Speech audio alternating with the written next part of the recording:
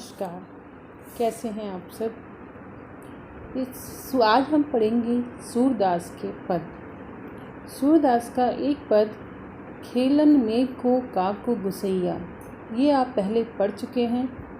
आज हम पढ़ेंगे सूरदास का दूसरा पद मुरली तऊ गोपाल ही भावती। गोपाल ही यानी श्री कृष्ण को। आपने सभी ने देखा होगा श्री कृष्ण का, किसी भी फोटो में देखा होगा या सीरियल्स में देखा होगा। श्री कृष्ण जो है हमेशा बांसुरी अपने साथ रखते हैं, उसी बांसुरी को हम मुरली कहते हैं। तो आइए पढ़ते हैं मुरली तऊ गोपाल ही भावती। सबसे पहले हम देख लेते हैं इसका सार, किसमें क्या बताया गया है। इस पद में गोपियाँ मुरली के प्रति अपनी ईर्ष्या प्रकट करती हैं। वे उसे सोतन मानती हैं। ईर्ष्या यानी जलन, कि जब मुरली यानी बांसुरी श्री कृष्ण के पास होती है तो गोपियों को उससे ईर्ष्या होती है, जलन होती है, और वे उनको लगता है कि ये हमारी सोतन है। सोतन तो आप जानते ही होंगे कि जब कोई पत्नी अपने पति को किसी और स्त्री के साथ देखती है या उसका पति जो है किसी और स्त्री के साथ विवाह कर लेता है तो वो उसकी सोतन होती है, और कोई भी अपनी सोतन को पसंद नहीं करता है। तो इसलिए जब बांसुरी श्री कृष्ण के पास रहती है तो गोपियों को भी वो एक सोतन की तरह दिखाई देती है। उससे कृष्ण के प्रति उनका प्रेम ही प्रकट होता है। इससे हमें पता चलता है कि गोपियाँ जो हैं वो श्री कृष्ण से कितना प्रेम करती हैं कि वो बर्दाश्त नहीं कर पाती कि कोई और जो है वो कृष्ण के पास रहे। गोपियाँ कहती हैं कि श्री कृष्ण मुरली के कहे अनुसार ही सारा कार्य करते हैं। इससे गोपियाँ कृष्ण की निकटता पाने से वंचित रह जाती हैं। कि गोपियों का कहना है कि श्री कृष्ण जी वही सब करते हैं जो मुरली उनसे करने के लिए कहती है, उसका कहना वो मानते हैं, और इसलिए गोपियाँ जो हैं वो कृष्ण की नज़दीकी नहीं उनको नज़दीक आने का अवसर नहीं मिल पाता है, वो उनकी निकटता प्राप्त नहीं कर पाती हैं और वो उससे वंचित रह जाती हैं। तो आइए पढ़ते हैं इससे आगे।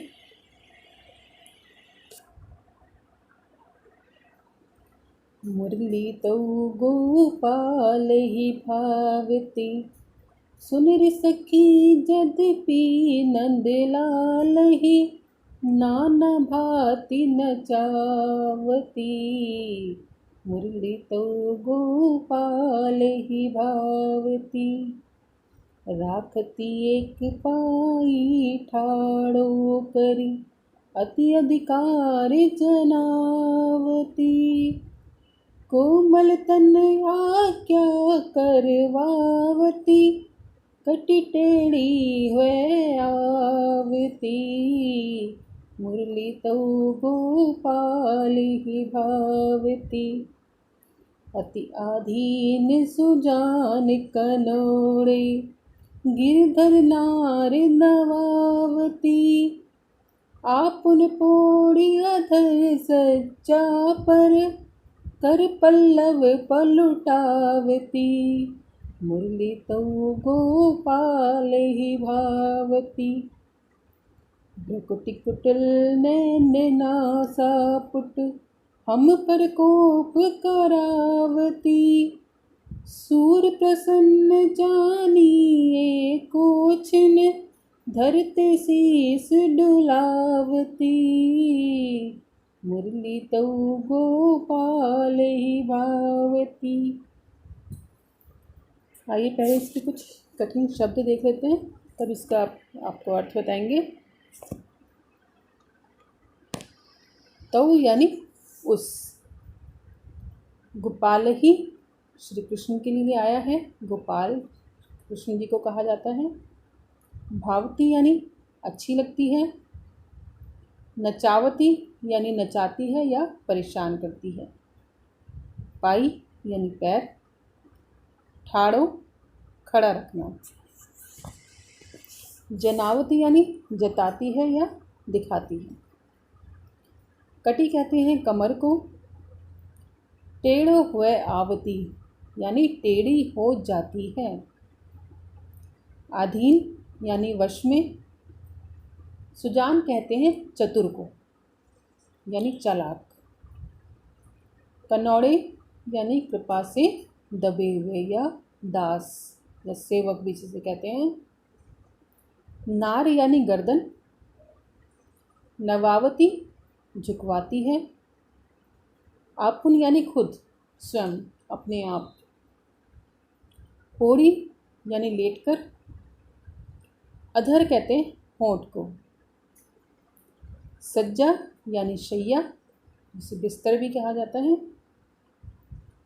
कर पल्लव पत्तों के समान कोमल हाथ। कर यानी हाथ और पल्लव कहते हैं पत्तों को। तो यहाँ पर कृष्ण जी के हाथों को पत्तों के समान कोमल कहा गया है। पलुटावती यानी दबवाती है। भुकुटी यानी भौं, जिसे आप आईब्रो भी कहते हैं। कुटिल यानी टेढ़ी। नासापुट नथुने यानी नाक के दोनों छिद्र या छेद। कोप कहते हैं क्रोध को। एको छिन्न यानी पल भर में, एक क्षण में। शीश डुलावती यानी झूमने लगते हैं, सिर को हिलाने लगते हैं। आइए अब इसका अर्थ समझते हैं। मुरली तऊ गोपाल ही भावत। आप सभी ने सुना होगा और देखा भी होगा टीवी में कि श्री कृष्ण जो हैं वो गोपियों के साथ वृंदावन में रास रचाया करते थे, यानी कि आनंद लिया करते थे, नाचते थे, उनके साथ खेलते थे। तो उस समय जो है मुरली हमेशा श्री कृष्ण जी के पास रहती थी, उनके हाथ में रहती थी, वो मुरली बजाते थे और गोपियाँ नृत्य किया करती थी। तो गोपियों को ऐसा लगता है कि मुरली जो है हमेशा कृष्ण के पास रहती है, जिससे गोपियाँ जो हैं उनके पास नहीं जा पाती हैं, कि मुरली जो है, ये बांसुरी जो है, इसके कारण श्री कृष्ण जो है वो गोपियों को सो दूर रहते हैं। इसलिए गोपियाँ जो हैं वो बांसुरी को अपनी सौतन समझती हैं, कि जिस तरह सौतन जो है वो पत्नी को पति के पास नहीं आने देती, उसी तरह से ये बांसुरी जो है वो गोपियों को श्री कृष्ण के पास नहीं आने देती। तो इसलिए एक सखी जो है वो दूसरी सखी से कह रही है, इसी बात को कैसे कह रही है कि मुरली तऊ गोपाल ही भावती। ये जो मुरली है, ये जो बांसुरी है, तऊ यानी उस, गोपाल ही यानी गोपाल, गोपाल यानी श्री कृष्ण, कि मुरली उस श्री कृष्ण को बहुत ही अच्छी लगती है। भावती है यानी अच्छी लगती है, कि हे सखी ये बांसुरी श्री कृष्ण को बहुत ही अच्छी लगती है। सुन री सखी, कि हे सखी सुन। यद्यपि, कि यद्यपि ये बांसुरी जो है कृष्ण को इतना परेशान करती है, फिर भी ये उनको बहुत अच्छी लगती है। नंद लाल ही यानी नंद के लाल को, और नंद के लाल कौन है? श्री कृष्ण, क्योंकि उनके पिता का नाम नंद था। तो नंद के लाल यानी श्री कृष्ण को ये नाना भावती, नाना यानी अनेक प्रकार से, नचावती यानी नचाती है, परेशान करती है। कि ये जो बांसुरी है ये नंद के लाल यानी श्री कृष्ण को अनेक प्रकार से नचाती है, अपने इशारों पर नचाती है, फिर भी ये श्री कृष्ण को इतनी अच्छी लगती है। राखती एक पाई ठाड़ो करी, कि ये कृष्ण को कैसे एक पाई, एक पैर पर, ठाड़ो करी यानी खड़ा रखती है। ये जो बांसुरी है श्री कृष्ण को एक पैर पर खड़ा रखती है। आपने देखा होगा कि जब कृष्ण जी बांसुरी बजाते हैं तो वो एक पैर उनका सीधा होता है और एक पैर जो है वो साइड में खड़ा रहता है। तो इसलिए कहा गया है कि ये बांसुरी जो है श्री कृष्ण को एक पैर पर खड़ा करके रखती है। अति अधिकार जनावती, और ऐसा लगता है कि ये उन पर बहुत ही अधिकार जमाती है, कि अपना अधिकार जमाती है, उनको अपने वश में करके रखती है। कोमल तन आज्ञा करवावती, कि श्री कृष्ण का तन कैसा है, तन यानी शरीर कैसा है, बहुत ही कोमल है, बहुत ही नाजुक है, और ये उस क्या करती है बांसुरी? आज्ञा करवावती, उनसे अपनी आज्ञा का पालन करवाती है, कि जैसा चाहती है वैसा ही करवाती है। तो बांसुरी कैसे कृष्ण से आज्ञा का पालन कराएगी? आगे देखिए, कटी टेढ़ी है आवती, कि उनकी जो कटी है, कटी कहते हैं कमर को, तो कमर कैसी हो जाती है, टेढ़ी हो जाती है। कि जब श्री कृष्ण बांसुरी बजाते हैं तो वो झुक कर खड़े होते हैं, एक साइड में झुक के खड़े होते हैं, एक पैर साइड में करके और कमर को तिरछा करके खड़े होते हैं। तो इसलिए कहा जा रहा है कि ये उनकी कमर को टेढ़ा कर देती है। तो इसलिए इस तरह से वो अपनी आज्ञा का पालन कराती है कि जैसे जैसे बांसुरी कहती है वैसे वैसे कृष्ण करते जाते हैं। तो ये उनकी कमर को भी टेढ़ा कर देती है।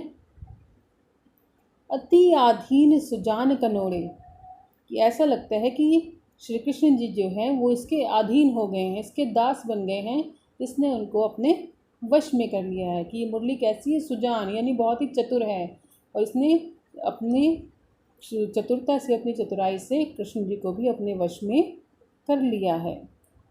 कनोड़े, कनोड़े यानी कृतज्ञ, ऐसा लगता है कि श्री कृष्ण जो है उसकी कृपा से दबे हुए हैं, तो इसलिए जैसा वो कहती है वैसे ही वो करते जाते हैं।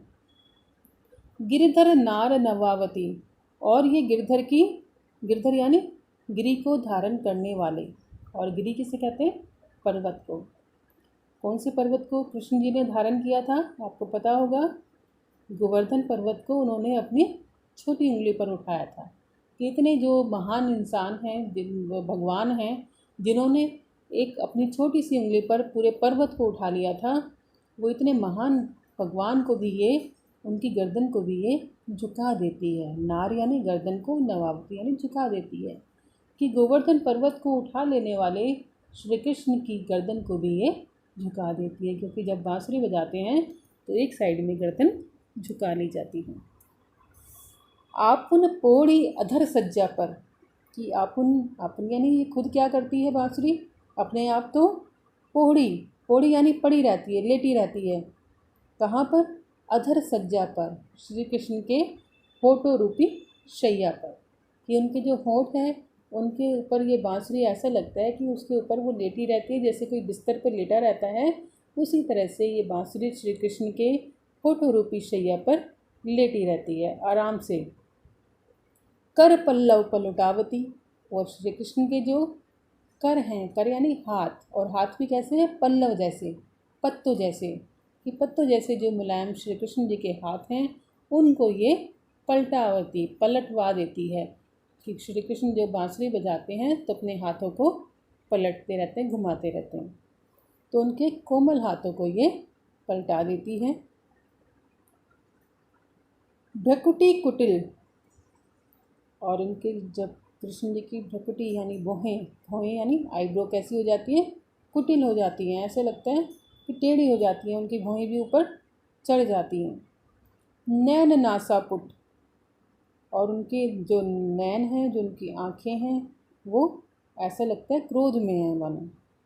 और नासापुट यानी नथुने, यानी नाक जो है, जब वो बांसुरी बजाते हैं तो उनके नाक के दोनों साइड जो हैं वो फूल जाते हैं, उनके नथुने फूल जाते हैं। कि जोर लगाते हैं बांसुरी बजाने में तो उनके नथुने जो हैं वो फूल जाते हैं।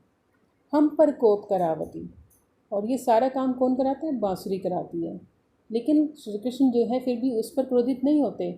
हम पर क्रोध करावती, कि ऐसा लगता है कि वो हमारे ऊपर क्रोध करवाती है। श्री कृष्ण उस बांसुरी के कारण हम पर क्रोधित होते हैं, हम पर गुस्सा करते हैं।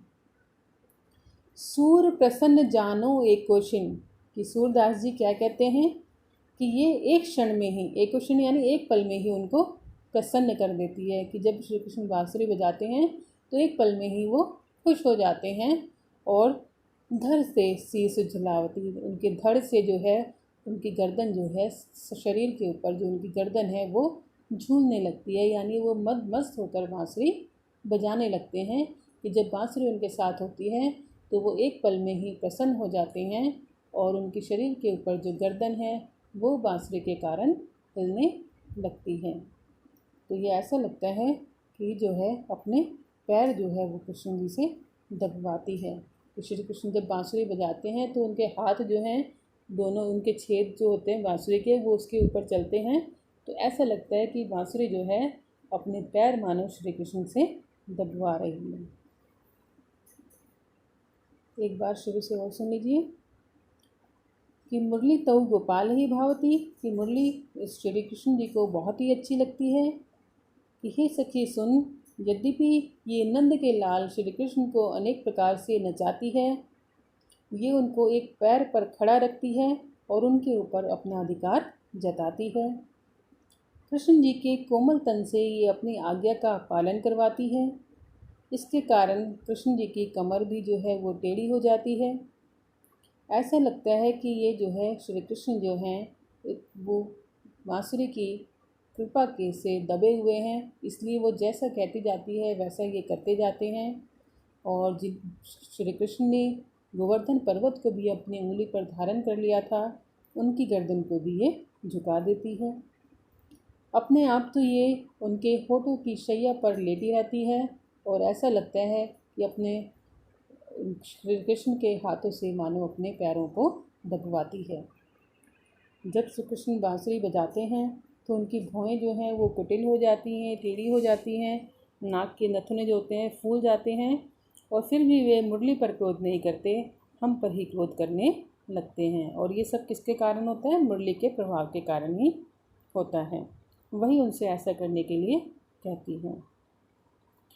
कि सूरदास जी कहते हैं कि मुरली जब प्रसन्न होती है तो श्री कृष्ण जो है एक क्षण के लिए ही अपने शरीर पर जो उनका सिर रखा हुआ है उसको वो हिलाने लगते हैं, अर्थात श्री कृष्ण का जो सिर है वो खुशी के मारे झूमने लगता है। तो इस तरह से ये जो बांसुरी है ये श्री कृष्ण को अपने इशारों पर नचाती है। अब इसका जो है भाव सौंदर्य और शिल्प सौंदर्य देख लेते हैं, जिसको हम कहते हैं काव्य सौंदर्य।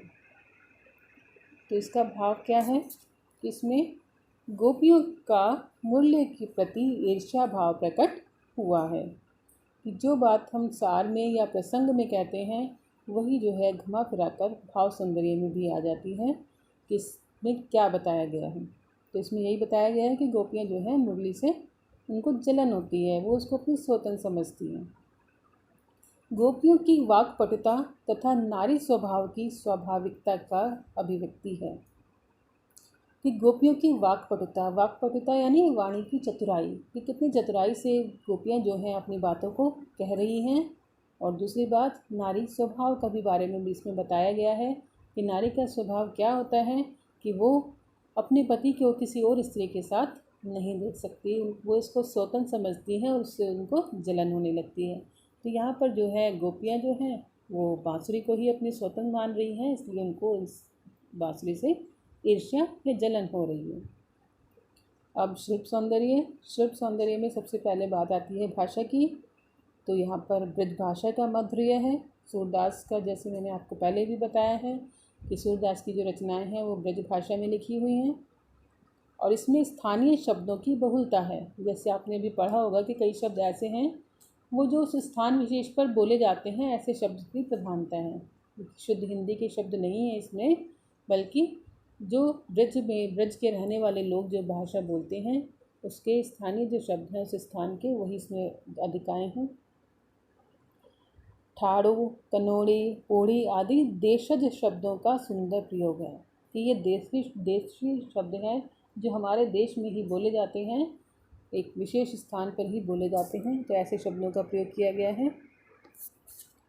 अति अधिकार, अति आधीन, नार नवावती, नैन नासापुट, कोप करावती, इन सब में कौन सा है? अनुप्रास अलंकार है, क्योंकि एक वर्ण की 2 बार आवृत्ति हुई है। जैसे अति अधिकार में अ, नार नवावती न।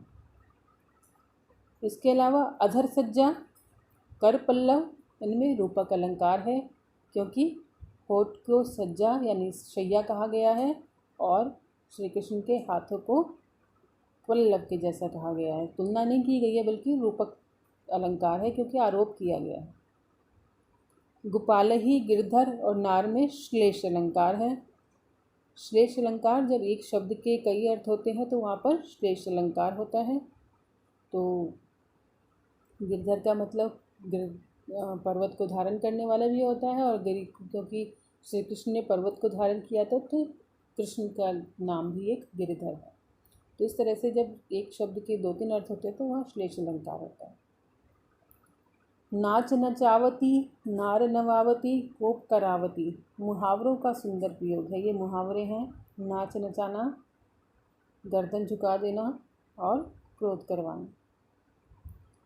पद में श्रृंगार रस है कि जहाँ भी